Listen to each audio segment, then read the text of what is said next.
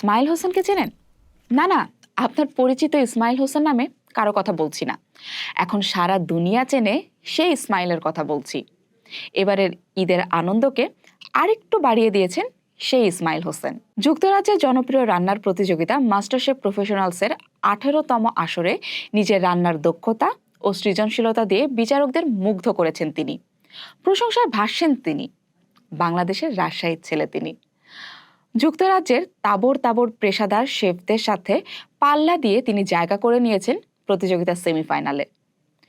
এটি কেবল একটি ব্যক্তিগত অর্জন নয়, বরং বিশ্বমঞ্চে বাংলাদেশের ঐতিহ্যবাহী খাবার ও সংস্কৃতিকে নতুনভাবে তুলে ধরার এক গর্বিত মুহূর্ত।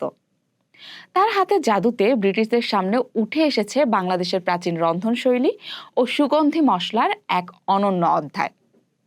তবে ইসমাইলের এই সাফল্যের পথ মোটেও সহজ ছিল না। 8-10টা সাধারণ পরিবারে বেড়ে ওঠা এই তরুণের রান্নার প্রতি আগ্রহ ছিল ছোটবেলা থেকে। নিজের স্বপ্ন পূরণে তিনি পাড়ি জমান যুক্তরাজ্যে। সেখানে তার যাত্রা শুরু হয়েছিল একেবারে শূন্য থেকে। লন্ডনের এক স্প্যানিশ রেস্টুরেন্ট বারিকা তাপাস বারে তিনি কাজ শুরু করেন একজন সাধারণ কিচেন পোর্টার হিসেবে। সেখানে থালা বাসন ধোয়া থেকে শুরু করে রান্নাঘরের প্রতিটি খুঁটিনাটি শিখেছেন তিনি। নিজেই বলেন এই কাজ তাকে শৃঙ্খলা এবং রান্নার উপকরণের প্রতি সম্মান জানাতে শিখিয়েছে।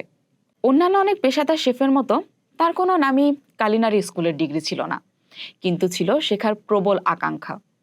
সাবেক সহকর্মীদের সাথে বিনা পারিশ্রমিকে কাজ করে অভিজ্ঞতা অর্জন করেছেন আজকের দুনিয়ায় যা ভাবা অসম্ভব। বিভিন্ন প্রশিক্ষণ ও কঠোর পরিশ্রমের মাধ্যমে তিনি রন্ধনশৈলীর ওপর দক্ষতা অর্জন করেন। সুপারভাইজার হিসেবে লন্ডনের নামি নামি সব প্রতিষ্ঠানে কাজ করে অভিজ্ঞতা জমিয়েছেন। বর্তমানে তিনি আর্চওয়ের সেন্ট জনস টেভার্নে হেড শেফ হিসেবে পুরো কিচেন টিম পরিচালনা করেন। মাস্টারশেফ প্রতিযোগিতায় বিচারকেরা তো তার রান্নার কৌশল, মশলার সঠিক ব্যবহার এবং স্বাদের সূক্ষ্ম ভারসাম্যের বিশেষ প্রশংসা করছেন। বাংলাদেশের মশলাদার খাবারের স্বকীয়তা বজায় রেখে তার আধুনিক ও আকর্ষণীয় উপস্থাপনা বিচারকদের দৃষ্টি কেড়েছে। বাংলাদেশের মূলধারার গণমাধ্যমে তাকে নিয়ে আলোচনা কম হলেও এই আন্তর্জাতিক অর্জন বাংলাদেশের জন্য এক গর্বের মুহূর্ত।